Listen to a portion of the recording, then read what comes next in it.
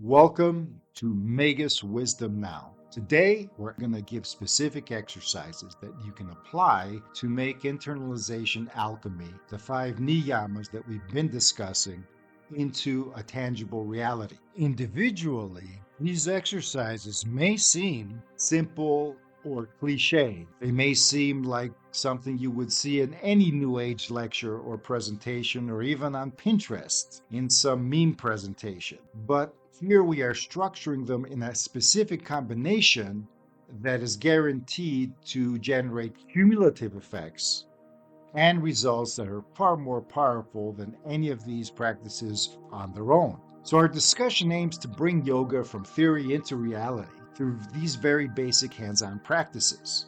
They tie the internalization principles, starting from psychic hygiene and contentment in the moment, and moving through the last 3 subdivisions I translate as dynamic harnessing or the yoking of internalization. As we have underlined repeatedly, continuity is important when adhering to the divisions of the Eightfold Yoga system. So in this video, therefore, we will provide actual practical instructions so you won't get swept away by the constant barrage of the theory. The internalization disciplines may as well be meditation practices, although the term is specifically reserved for the 7th limb. These aren't really meditation practices, but they are moving you into a sense of inner focus. Inner focus is something quite abstract, and a lot of people don't even know where to begin. So we're starting with what we may call a ritualistic sense. Even though the last 3 themes of internalization are bundled into a single one, the first 2 that lead up to them set up the conditions so that we may gain their benefits in full, in as short a time as possible, with as little friction as possible, and with a fullness of comprehension in what they are about and how they benefit us. So in that vein, I have adapted basic applications that can be standalone cultivations, as I said, and you can find them anywhere. But I've modified them and adapted them to form a powerful inner structuring of consciousness and presence that will constitute the true stance and awareness posture of yoga practice. Now, this posture is an internal one. It's a posture of the psyche, of the mind, of the awareness, but it can be coupled with physical posture. And it becomes the 3rd limb that we can then reinforce through those physical postures that Hatha Yoga has elaborated and that many people are practicing today. However, a simple standing pose suffices to solidify the inner posture into our outer reality expression. There's much more to this, of course, and we will elaborate in the next installment in our yoga series about the very basic stand-up posture that can get our juices flowing, so to speak, so we can move on into energy work proper, which is the 4th limb. So at this stage, the best way to practice the first internalization method is through ritual. In other words, the act of physical hygiene, such as taking a shower or simply washing the hands and face, can be done as a kinetic vehicle for the mind frame of internalized cleansing and purification. This is just one way to do it. Some people say, oh, when you take a shower, imagine the water cleansing you and cleansing the dirt off of your psyche as well as your body, etc., etc. But here, as well as other cleansing practices such as cleaning your house, even cleaning your computer, these are based on a certain ritual form where what you do is you consecrate or simply look at all of the elements involved. If you're vacuuming the floor, for example, your vacuum cleaner is now more than a regular machine. It's actually a means of cleansing all the negativity and everything that has been absorbed from the environment, from other people, their mindset, the world, the media, anything. It's all sucking it up. And all you have to do is affirm this, is know this. And one thing I want to say here is that we are not using a fake it till you make it mentality.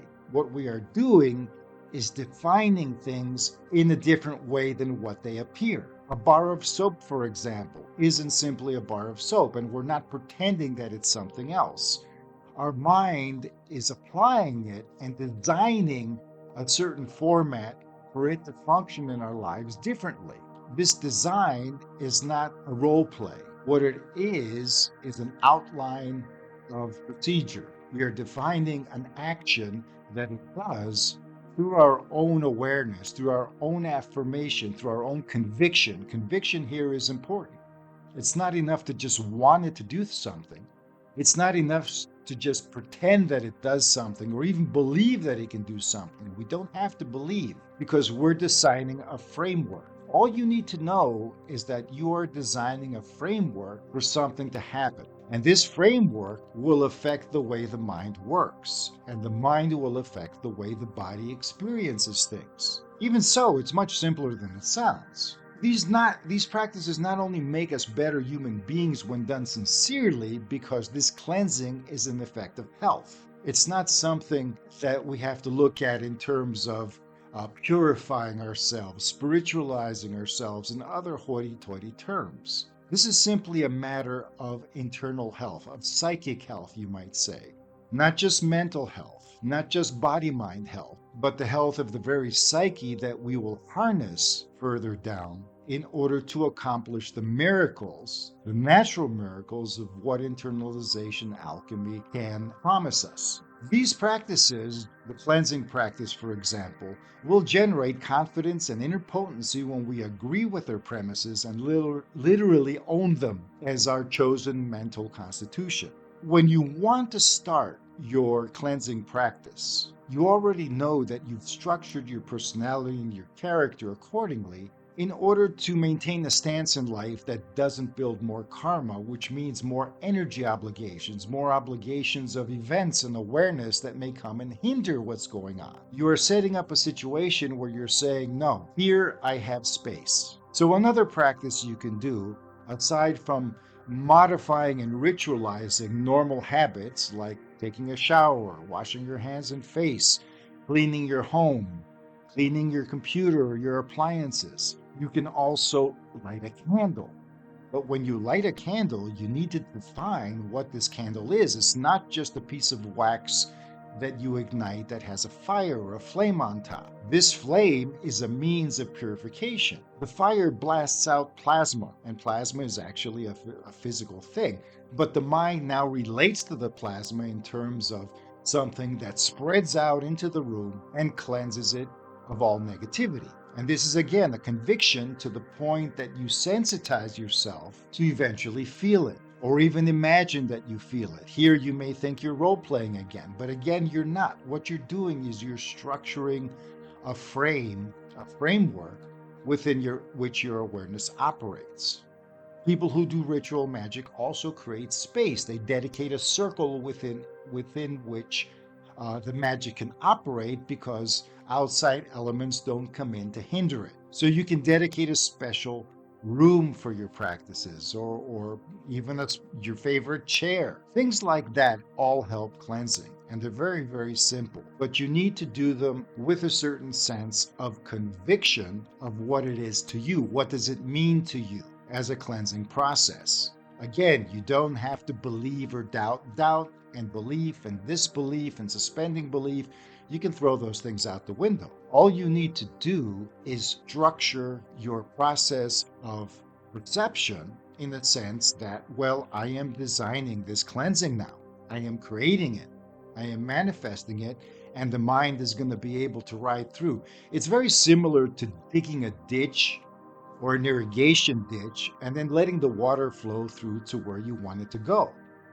The water is your awareness, and your awareness is going in places where the cleansing is going to happen, and sometimes this is facilitated through perceptual auxiliaries or perceptual constructs like that have to do with tangible things like the candle flame, fire element, for example, that we've talked about a lot, the water element, soap and water, cleansing, but also picking up the trash in your house, cleaning the counters, anything, when you're washing the dishes. These things don't even have to be planned.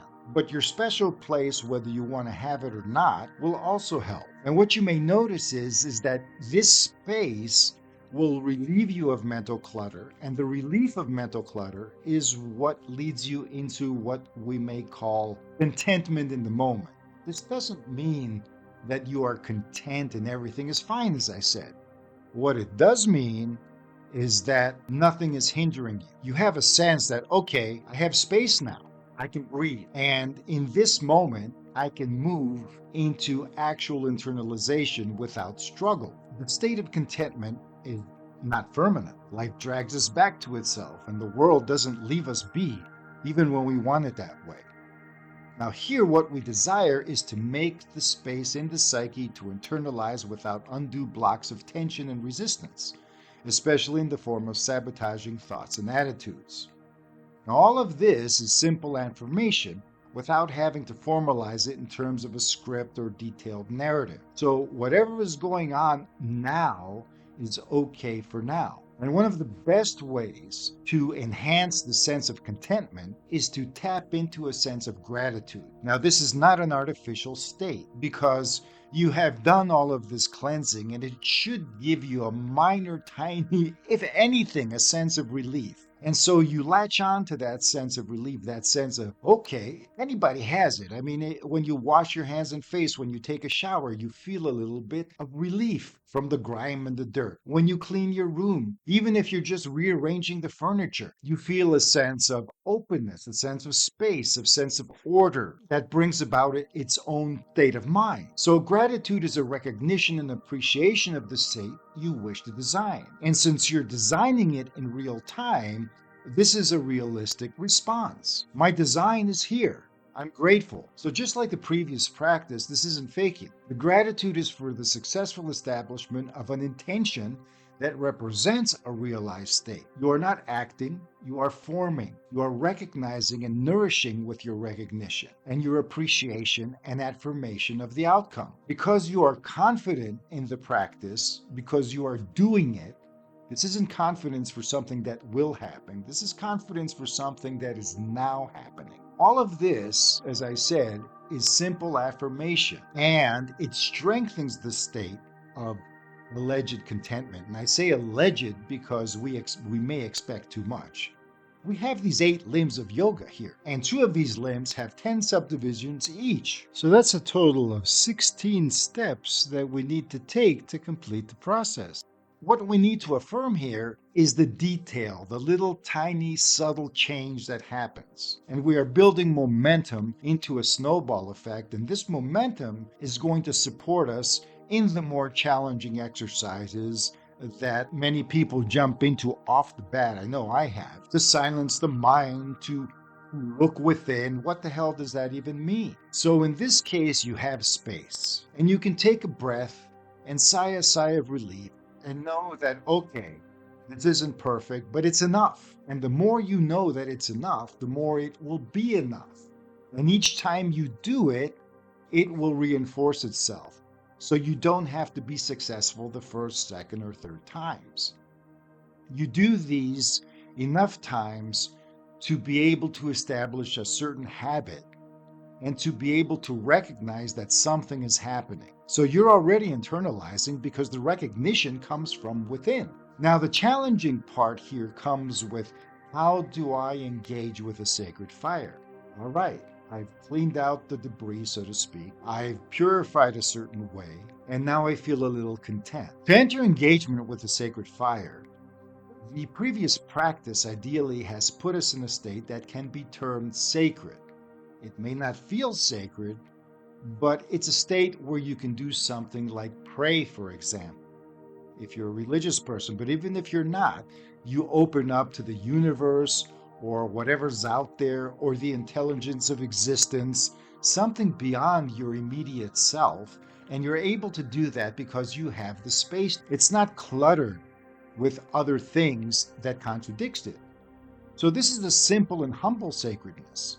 Nothing pretentious or grandiose here. A cynic wouldn't even recognize how we could use the term, but with your presence clean and your psyche upright, so to speak, because of the structural integrity you've generated with the exoteric disciplines, the ones of character development, beginning from withholding conjecture and being able to look at things more objectively from your own subjectivity even, and moving into a sense of trust in the natural flow of life. But even if there's a natural flow of life, you also know that, well, I need to take initiative here, so I'm cleaning out the space in one of the ways that we mentioned, or all of them, and I'm generating a sense of relief. This is where internalization proper begins. and where the spiral progression of yoga makes its first round. In other words, through this threefold internalization, once we generate our space in the now, the aspirant grabs the yoga bull by the proverbial horns. So in this present moment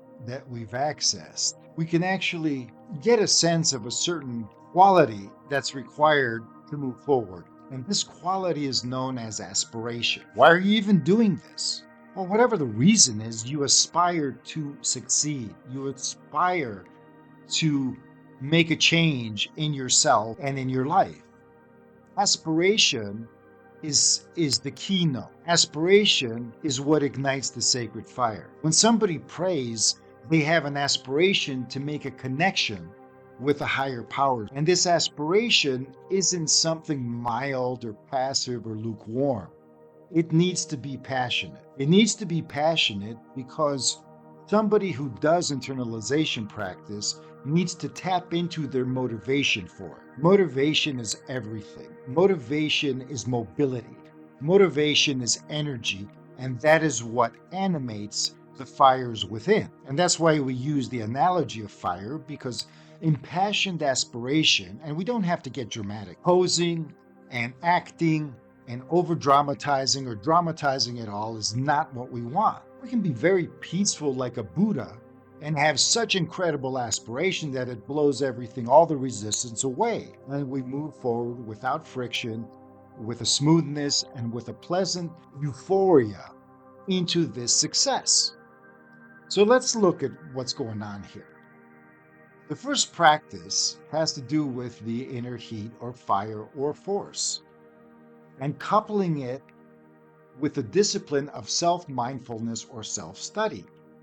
And we translated this as one's own brought-in presence.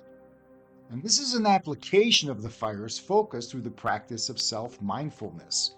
And the whole point of this is to open up to a presence that is an extension of your own worldly mind, but it transcends your own worldly mind.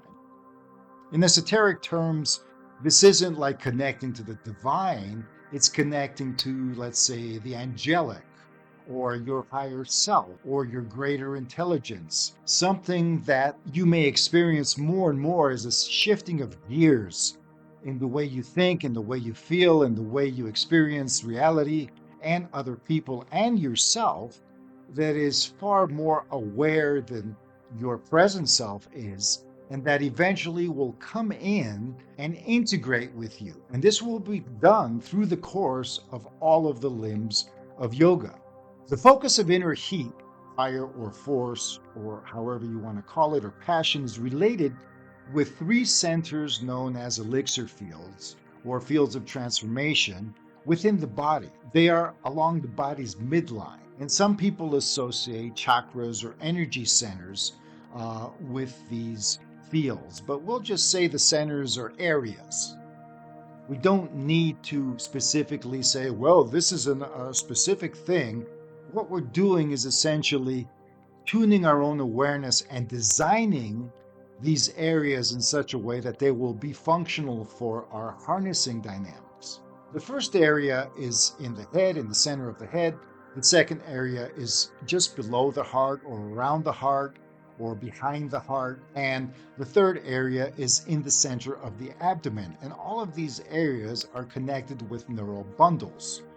Actually, the first area, and the area of the head, is connected to the fluid, the cerebral spinal fluid, and the tissues that the cerebral spinal fluid touches, as well as the center of the midbrain, where the thalamic body is, and all of the impulses from the brain go, and it's almost like a central hub. And here your fire is the most subtle. In that sense, when you have aspiration, you can experience it as a feeling in the heart. You can also experience it as something the mind focuses upon, or where the focus of the mind comes from. So your attention is the most subtle area, and this attention moves and looks at the other areas. And the first area it looks at is the abdominal one, because it is the most rooted.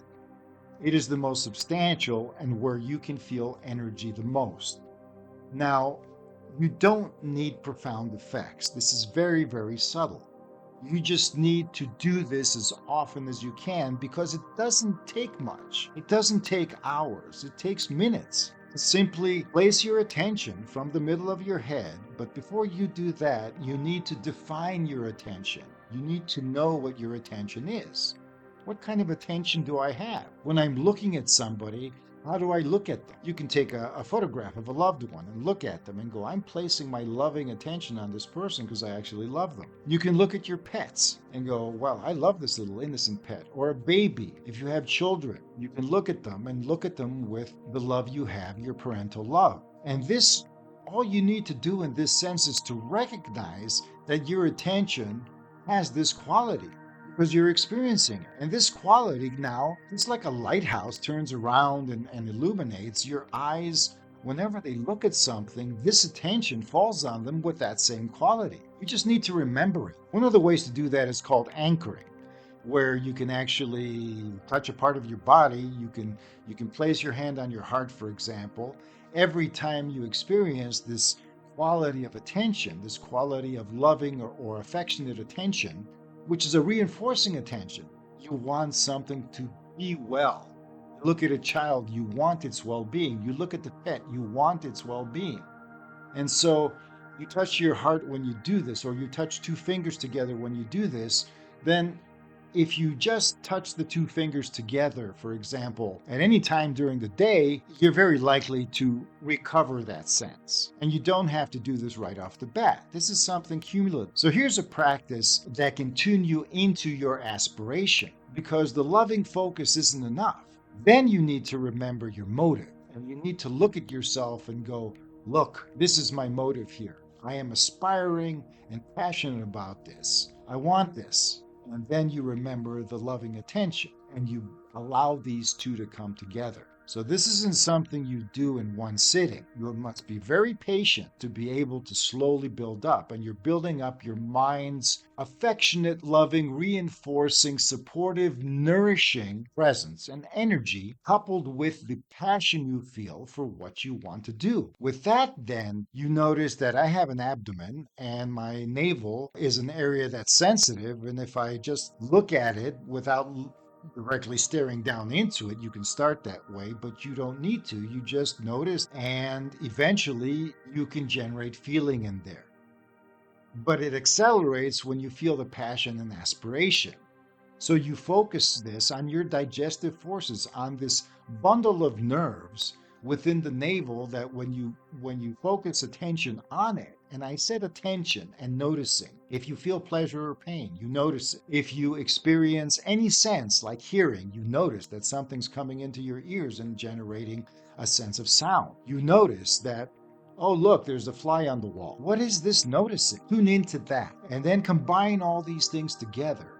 And remember, you don't need to do this all at once. You combine all these things together and then focus on the area in the body behind the navel. It's inside the body. And you may say, but I don't get anything. Well, you don't get anything now. But even if you don't, put your hand and press the navel. Get a physical sensation and then release it. Breathe deeply with your abdomen so your diaphragm kind of compresses the intestines, and then release, and then the blood will rush back in. Subtle physical sensations can begin, so you don't have to generate a giant blazing fire in your abdomen. You just sensitize. Once you get that, and you will get that once you have the right attention quality, then you go into your heart. And you don't access the heart immediately, because the heart is the balance point. It's where you say, hey, this is me, and you point to your heart.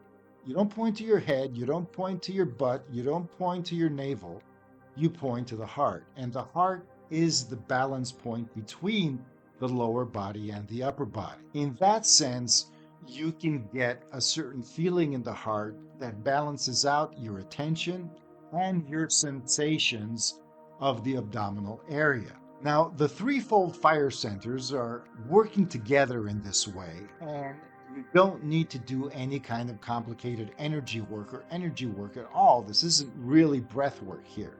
You're just breathing in order to to create a physical sensation by massaging your abdomen. And you can massage it with your hands as well, and turn your attention to it and intend that it continues. Listen with your abdomen to the sensations around it, if you can. Now, when the heart enters the picture, you don't need great love or great aspiration. You just need to tune into the quality and let these three centers process it. And from then on, just know that aspiration, commitment, and passion are the igniters of your fire. And they emerge from the sacred state of cleansed inner space that you've already generated. All we're doing is waking it up a little bit. Some of us are top heavy. We're focused too much in our head, and it may be challenging to look downwards. Some of us are bottom heavy. We're focused on our instincts and the real world, so to speak. But we're not so much in our head, we're in our gut. But the head process may be a little too esoteric for us. So for the sake of balance, I recommend tuning into the head and abdomen first. And once we get sensations in both, the heart will tend to open with less resistance. And at the same time, everybody is different. This is where you know yourself and where a little bit of experimentation comes in. What matters is that you are tuning your body into your sense of aspiration, which is actually centered in the heart. So to attempt to feel sensation in the head in the same way as the belly would end up giving yourself a headache.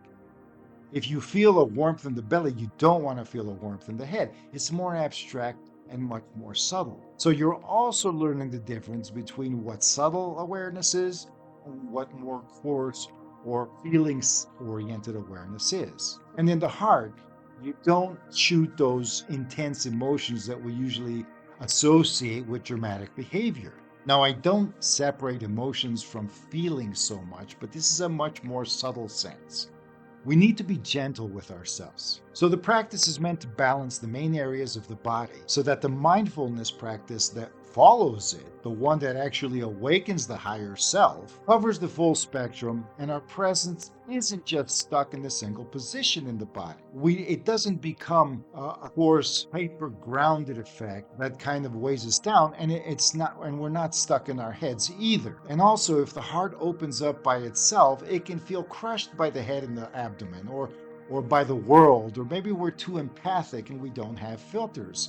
Then we'll notice that even our cleansing might not work for us. So we're always going cautiously and we're taking baby steps because we need to. Otherwise, the ego or the personality or conditioning and programming is going to revolt. And maybe it'll do this to protect us or because it believes that it protects us, or maybe it just wants to stop us. But if we do go slowly and gently, things that they call the inner child or our subconscious or all of these very sensitive instincts that are designed to keep the boat from rocking, so to speak, they'll be on our side more. Now, this waking up of the higher self is a big deal. It isn't just self-study or self-observation. And yet, it isn't meditation either. There are practices in the West, for example, that are prayer-based, and it's not quite meditation. Prayer is connecting your aspiration to the object of your aspiration, which is the divine, but in this case, it can also be the higher mind. That's why religion sometimes tells us to pray to intermediaries like saints or angels, or if you're a pagan, to various gods. So right now, we're preparing for that. We're not going to bundle all of these dynamics of harnessing together off the bat. I would have to do a very long presentation, and right now, I prefer the listeners to digest what has been said. So in the next video presentation or discussion, we are going to move into how to harness the higher self. Now, I wanted to go more rapidly into these things, but I realized that these are very, very sensitive practices.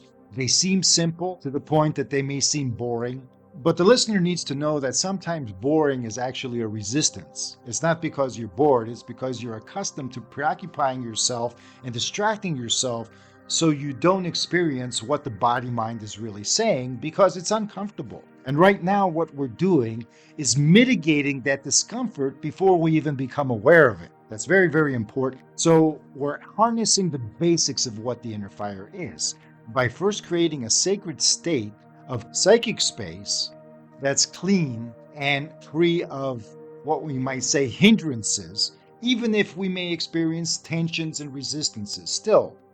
Moving into a state of quasi-relaxation is also helpful here. And that blends in with both the contentment and the psychophysical hygiene. And as you do that, then your aspiration can be translated to all this stuff that I've been talking about with the sacred flame.